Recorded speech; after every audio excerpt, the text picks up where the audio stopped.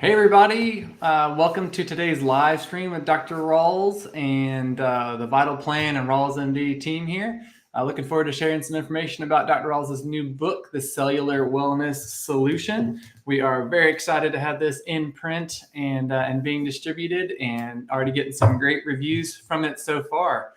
Dr. Rawls, if you want to join us here, we're just going to have a little casual time here to answer any questions you've got about the book and hear from Dr. Rawls about the writing of the book and what is in it, and some neat things about natural health. So thanks for being here, Dr. Rawls. Hey, thank you, Tim. Yeah, awesome. Well, just for folks that don't know you, maybe you could introduce a little bit about who you are and how you got into herbs and how you got into writing this book. Oh, goodness.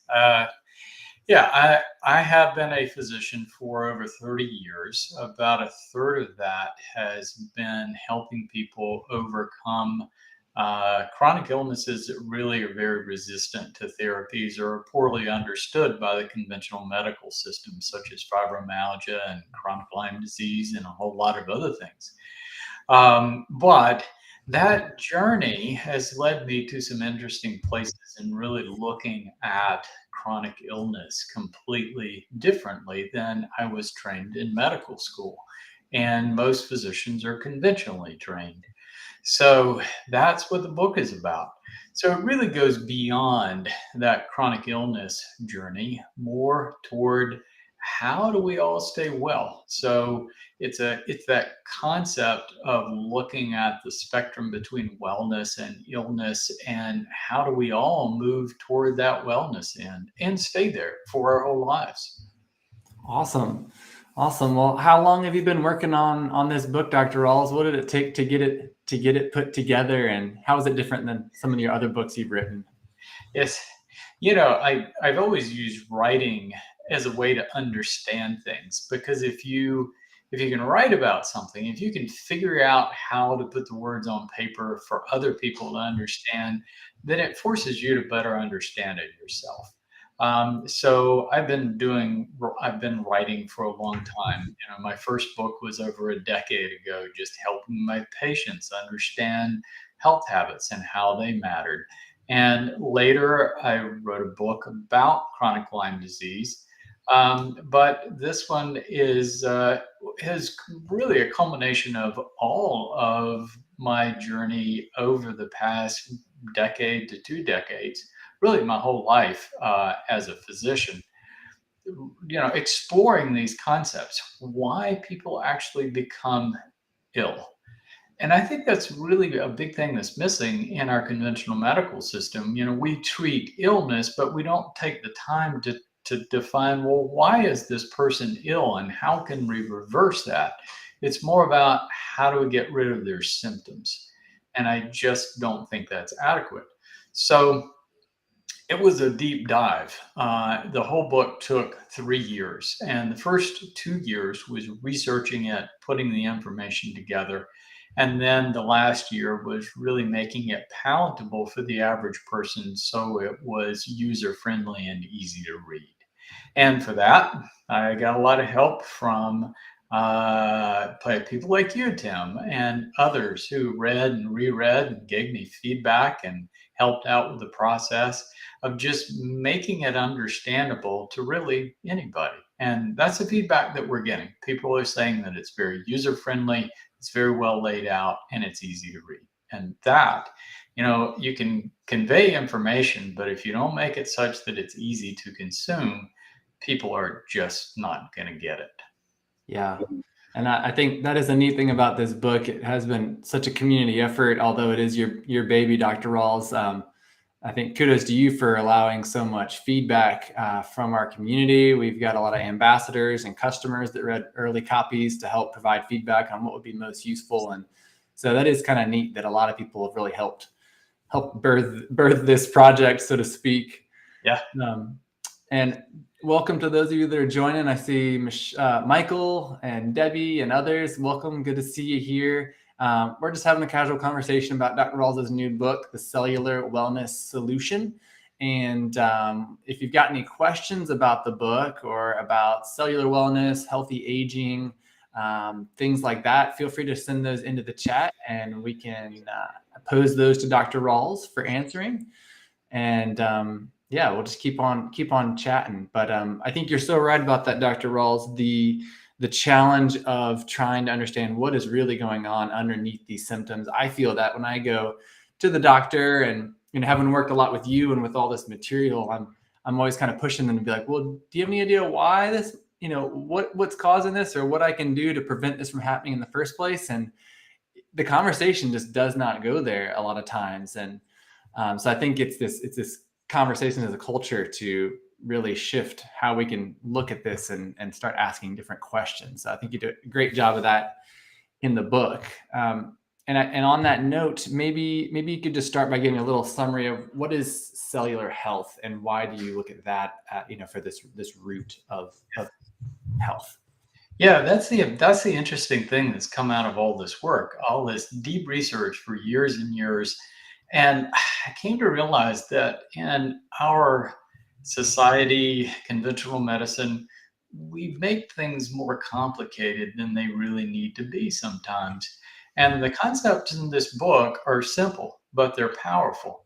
So the basic premise is that the human body is composed of living cells. There are about 200 different kinds of cells in the body. Everything that happens in the body results from the action of cells.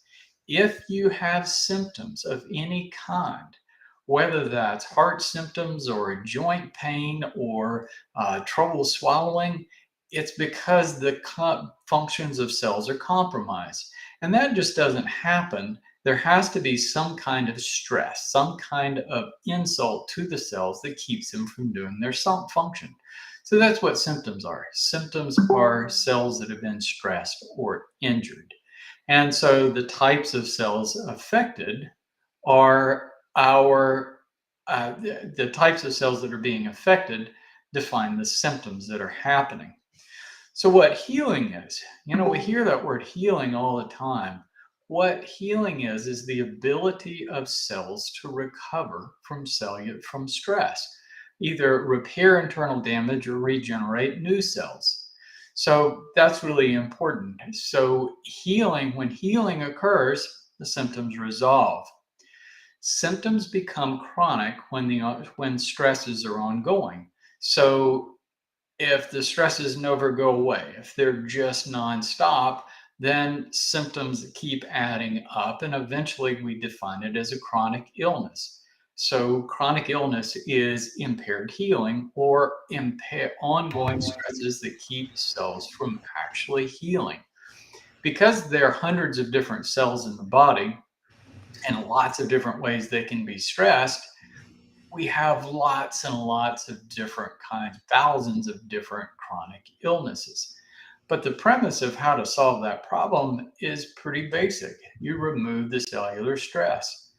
But that's not how we go about it in conventional medicine. What we do is affect cellular functions using drugs, which either affect enzymes, block enzymes, or affect receptors to affect cellular functions, so that we reduce symptoms and sometimes slow the process of disease. But drugs have no effect, virtually none, on reducing cellular stress. So drugs don't promote healing. Drugs don't help us get well. And that's the difference between drugs and herbs. Fundamental difference right there. Drugs don't promote healing. How herbs work, the herbs that I talk about in the book, what they're doing is reducing cellular stress. And I was able to find science on virtually every type of cellular stress and found that herbs actually reduce all forms of cellular distress. By reducing cellular stress, we allow our cells to regenerate. So herbs actually promote healing. That's extraordinary. Something that actually promotes healing and puts us in a pathway of getting well. That's something that drugs just have very little capacity to do. So using herbs doesn't exclude drugs, but wow, we should be paying attention to this. It's like really important. Yeah. Got some good comments coming in here. Laura says, love the book. planning to buy more copies for family and friends. So great. Thanks, Laura. And they had a question about chlorella, Dr. Rawls. You started talking about herbs. Chlorella is a freshwater algae.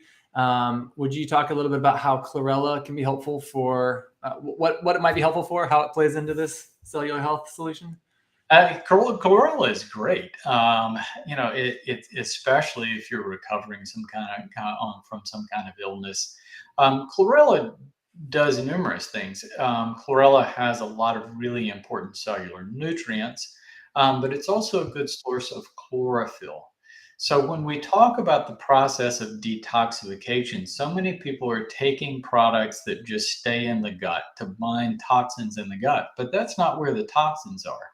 When we get toxic, it's because toxins are accumulating around our cells and within our cells because cells just aren't getting the blood flow they need and they aren't getting, so these things are concentrated and tissues become just congested with all of this stuff.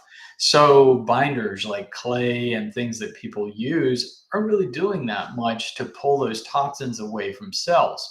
Chlorophyll is actually helping to bind those toxins at the cellular level and pull them away from cells, which is really remarkably important. So I see chlorella as being a really valuable tool in helping us detoxify our bodies, especially when we're more toxic, which is what a state of chronic illness is. Red light therapy, that's one new on the horizon that's gotten a lot of attention lately. And I think it's a nice complement to herbs. Herbs are so easy. You can do all these wonderful things for your cells as far as reducing cellular stress that you can take every day as an ongoing protocol to keep yourself healthy. That's really important. So that little handful of herbs a day can just do wonderful things. What we're doing with red light therapy, I think, more than anything else, is just energizing our cells. So during chronic illness or cellular stress, cells become energy deprived. You getting extra energy gives them what they need to help recover from the different types of stress. So red light therapy is energizing our cells. It's basically adding energy to the processes of our cells. So it's doing a lot of things just by adding energy to improving cellular functions. Very cool. If you would like a copy of the book, you can get that over at cellularwellness.com. Visit there to get a copy of Dr. Rawls' book. And also there's some extras, the digital resources that come with the book. So make sure you send us a receipt of that, and then we'll give you those extras. I want to go back to a question that came up here, Dr. Rawls, from Michael, talking about the tens of millions of cells that are not our own. Why don't we talk a little bit about our microbiome and maybe some of the interesting things that you're finding out about microbes in relation to healthy aging and chronic illness? Yeah, no doubt. The microbe component is big, and I learned about it through my experience with chronic Lyme disease, but realized it's not limited to chronic Lyme disease. In fact, I found connections between microbes and virtually every chronic illness. So this idea that the microbes of the body are isolated to the gut and skin is being disproven. It appears that we actually have a microbiome of our tissues, including our brain. Hundreds of species of bacteria live inside our brain. So we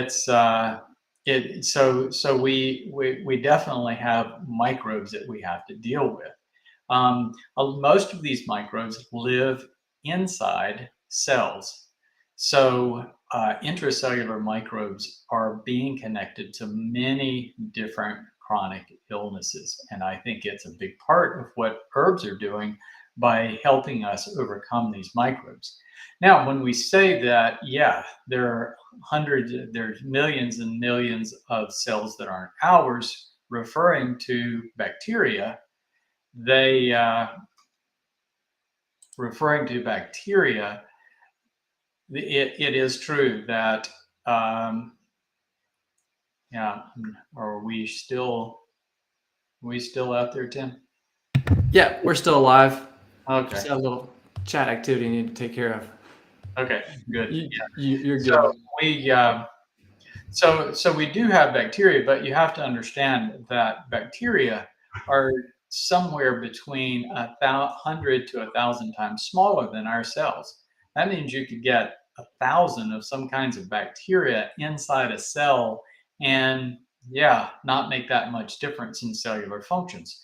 Evidence that I've been reading recently is that intracellular bacteria can live inside a cell for a long period of time without necessarily killing the cell. The cell may be compromised, but it still functions. So if you can imagine cells throughout your body with microbes just living inside, that is kind of crazy. But yeah, it appears that it's a real life thing. And when you collect enough of that, when it becomes significant, you start having enough cellular stress that you start having symptoms, chronic symptoms. So if your cells are stressed already by bad food or mold in your environment or a variety of different stress factors, your cells are more open. You're more vulnerable to be invaded by microbes. And once the microbes become established, the symptoms become established. Not only that, the immune system is reacting to these microbes by producing antibodies to the cells, which can kill normal cells, which is basically what autoimmunity is. So I think all of the autoimmune illnesses, you have to have a microbe variable there. Not necessarily a specific microbe, but yeah, microbes, maybe sometimes more than one type of microbe all at once. So that microbe piece of the puzzle is really interesting. And it is one of the things that herbs are so good for because all of the herbs have antimicrobial properties, but they don't interrupt the normal balance of the microbes in the body, our microbiome. So they actually promote a healthy microbiome while they're suppressing these intracellular pathogens. But the herbs also are counteracting all the other cellular stress factors, free radicals, radiation, trauma, all kinds of different things. And that helps create that environment where cells can recover from being stressed. We call it a healing environment. So with these microbes, like you said, we associate them with certain conditions like Lyme. We know that there's bacteria behind that. But what are some of the other biggies that people often face or worry about with aging, where these microbes also come into play? Um, yeah, as we age, our cells age. So, what aging is the loss of functional cells as you go through life. You hit peak cell count about age 20. At that point in time, you have about 5 to 10 more cells, 5 to 10 times the number of cells you need to survive, and your cells are all brand new and healthy. So after that point, you gradually lose functional cells through your lifetime. Your microbes, though, the microbes that you collect through your lifetime don't age in the same way that your cells age. So in a way, while our cells are aging, our microbes are staying strong. And so as we get older, our cells become more vulnerable to these intracellular microbes, to new microbes that we might acquire along the way, but also microbes that we've been carrying all along that are embedded in our cells and in our tissues. So I think we're going to find more and more connections to diseases like dementia with the microbes. This idea that we have a microbiome of the brain with hundreds of species of microbes that has now been well proven. Gosh, and they've looked at studies and they found this in association with multiple sclerosis, Alzheimer's disease. Gosh, how do you overlook that as a potential cause? And the way you overlook it, or why you overlook it, is because if you don't have anything that treats it, because the antibiotics don't really help with these kinds of microbes because they're inside cells, and using antibiotics, you disrupt the microbiome. So because conventional medicine doesn't really have anything to fix it, it just basically ignores it, which is why it's really important for us as individuals to start paying attention to things like herbs and possibly red light therapy and things that actually promote cellular wellness that make our cells less vulnerable to microbes so we can hold on to our health as we go through life and as we get older, especially. If you're just joining us, we are talking with Dr. Bill Rawls about his latest book, The Cellular Wellness Solution. And we're getting questions from all of you. Thanks for those. If you've got any more, send them our way. If you don't have a copy of the book yet, you can get one over at cellularwellness.com. And there's some great extra resources that come with that when you buy the book. So you can shoot us your receipt over there, and we'll get those to you. Next question here, Dr. Rawls. We've got one from Nancy wondering about the role of food. And could you talk about how that fits in with the herb picture? Because they both have these phytonutrients you talk about, but what's the role of healthy food? How does that fit in with herbs? Yeah. Food and herbs, the big difference is how we grow them in essence. So if you look at what our cells need as far as nutrients, our cells are groomed by hundreds of thousands of years of genetics to need certain nutrients and not do well with others. So for hundreds of thousands of years, people ate a forage food diet that was very low in carbohydrates and fat. Now, in the past 100 years, we've shifted almost exclusively to a diet that is very high in carbohydrates and fat. And our cells just aren't used to that. But when you look at our modern foods, even if you're eating a healthy diet and cutting back on the processed carbohydrates and not eating a lot of fatty meat, it's still hard to get everything that you need to protect your cells. So all of our food plants, broccoli, celery, squash, have been cultivated for one purpose, one primary purpose, to produce calories. All of our food plants, wheat, corn, bananas, they've all been grown to produce calories. If you look at an ancient carrot, it wasn't orange and it barely had anything on the root that actually looked like a carrot. So we cultivated this over time to produce more and more calories. As we have done that thousands of years of cultivating food, and especially over the past hundreds of years, we have created plants that don't have protective phytochemicals. They don't need them anymore because we protect those plants with pesticides and herbicides, and we groom them in a very controlled, stress-free environment for the purpose of producing as much in the way of calories as possible. So these plants still do have some protective phytochemicals like broccoli and celery.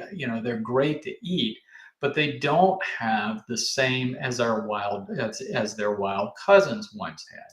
So what we're not getting from our food is phytochemicals that protect us from free radicals, microbes, and all kinds of other stress, at least not in the degree that our cells need. When you look at herbs, herbs come from wild plants that aren't cultivated to produce calories. They are cultivated under conditions to maximize the yield of the protective phytochemicals.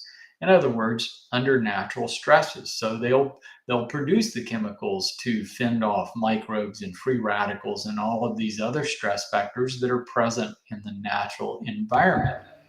So that gives our herbs a really nice advantage over any food plant, and it in a way replaces what's been missing for so long, that so many people just aren't getting the kind of cellular protection that they need.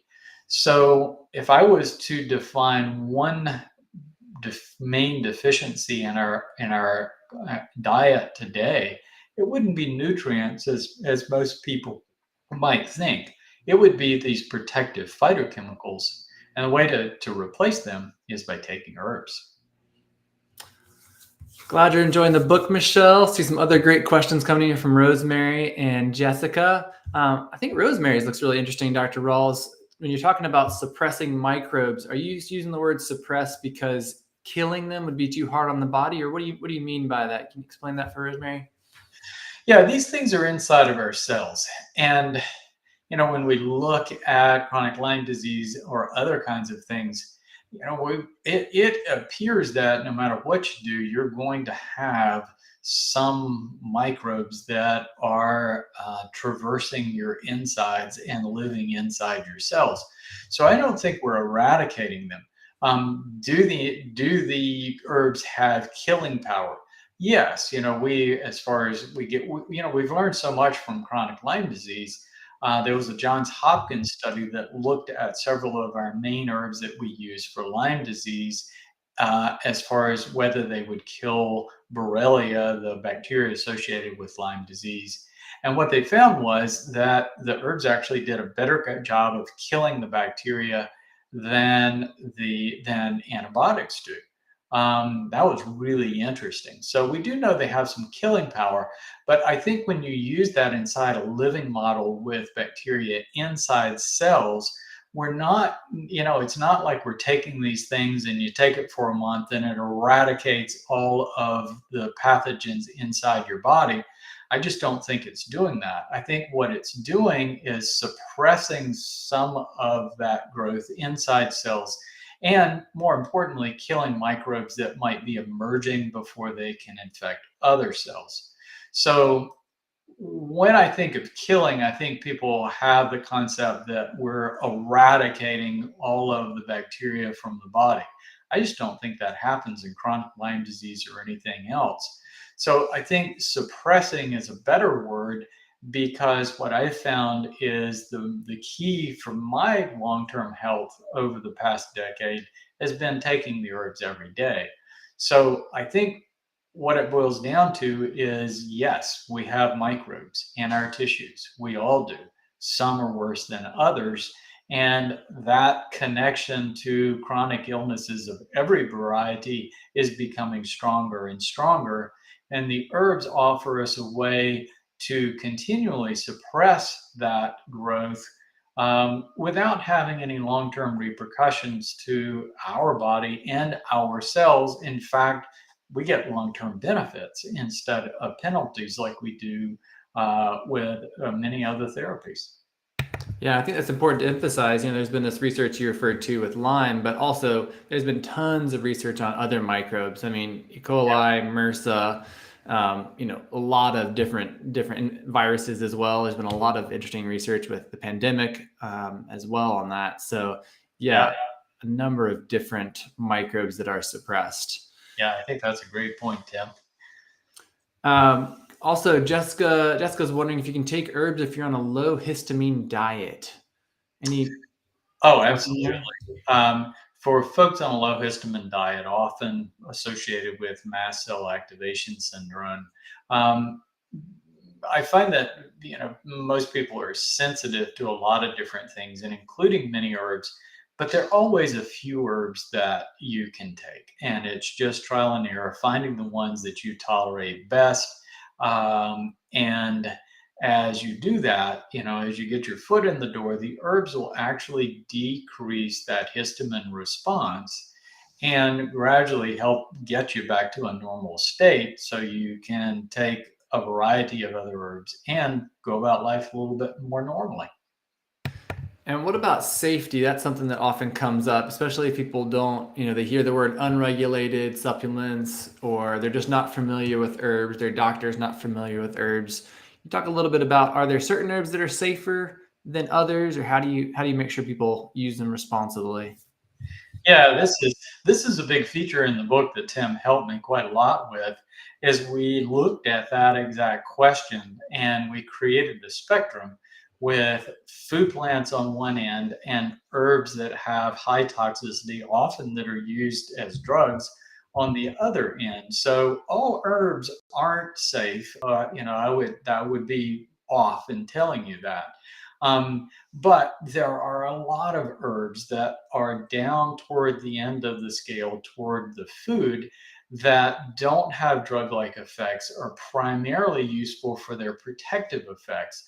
And these are the herbs that you can use long-term that are very safe and very forgiving as far as having a low potential for side effects and adverse reactions. So in the book, that's one of the things we do is help define that for people so you know where you can stay safe and things that you can use comfortably without getting into trouble. And a lot of our antimicrobial herbs are in that category. So it helps keep you in the safe spot. Well, a couple more questions here, and then we should probably wrap up. But we'll do more on this in the future. So definitely stay tuned, everybody. Dr. Rawls, do you want to speak to how to get started with herbs? If it's important to ease in, or any other tips for how to take them? We can do them as spices on our food, or we can get them as supplements. Where do you get the most bang for your buck? Well, I think there are a lot of ways that you can take herbs. A lot of people start with teas, certainly culinary herbs, enjoying spices in your food. They all add protective phytochemicals that are valuable. But the easiest way to take herbs consistently is some kind of commercial preparation. Not going out and preparing your own herbs. I do some of that, but it's hard to get everything you might want to take in your garden and or in a tea. So commercial preparations do make that easy. The two main ways to be getting it are tinctures, which you basically take the dried plant and soak it in water and alcohol, typically, which extracts the chemicals, and then you throw away the plant parts.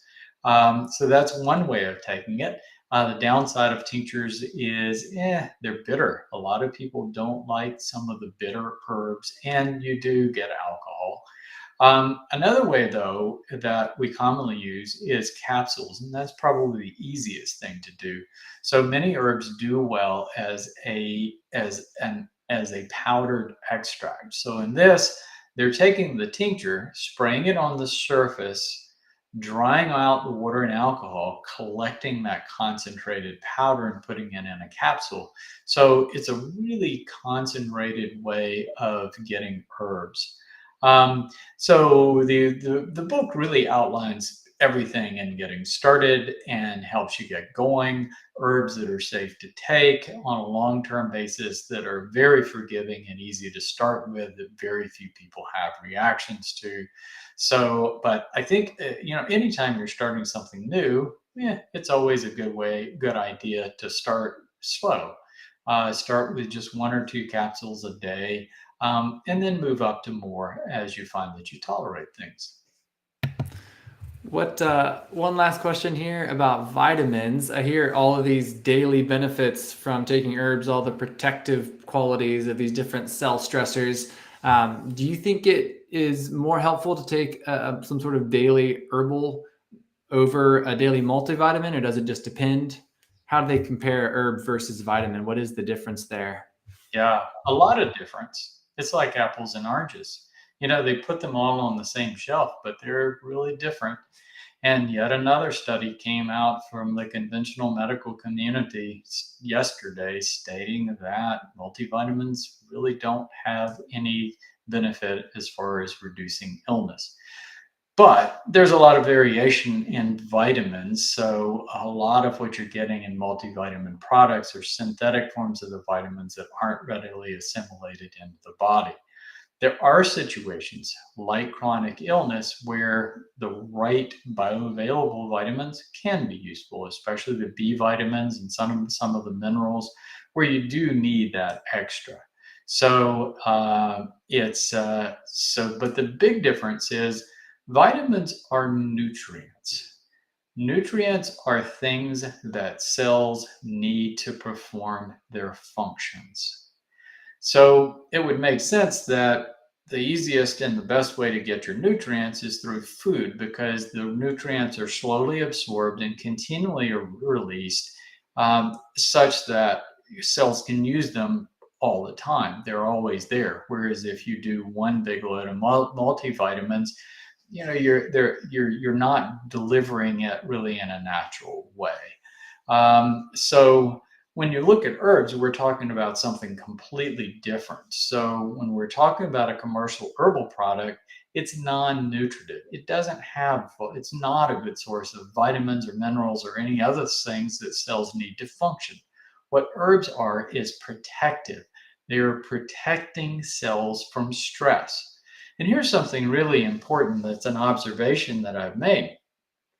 When cells are stressed, they use more nutrients, they work harder, they burn more energy. So they are just burning up nutrients. So if you take herbs and reduce cellular stress, cellular demand for nutrients goes down. So in a way, even though herbs don't provide nutrients that the cell needs, they do reduce cellular stress, which decreases demand for nutrients. So I think that's really an interesting way to look at herbs. The herbs have so many advantages. Not to say that you shouldn't ever take a multivitamin. There's certain places that it is important to pick up those extra nutrients, just a little bit extra, but it should be something that just supplements your regular diet, a good healthy diet, not as a substitute for diet. And you should be taking the herbs to reduce cellular stress because that's where you're going to get your most benefit. Awesome. Well, I see some other good questions coming in, but we don't have time for any more on this live stream. So hopefully we can do it again. Thanks everyone for being here. Again, if you don't have a copy and you'd like to get one, you can do that over at cellularwellness.com. And we hope you enjoy it. Share it with friends, share it with your doctor, your neighbor, anybody. And I think they'll really enjoy it. So thanks again for being here. Keep an eye out for other sorts of live events. We'll be doing some webinars coming up. Dr. Rawls has been doing a lot of podcasts lately, talking about the new book. So there'll be opportunities for more learning about the book.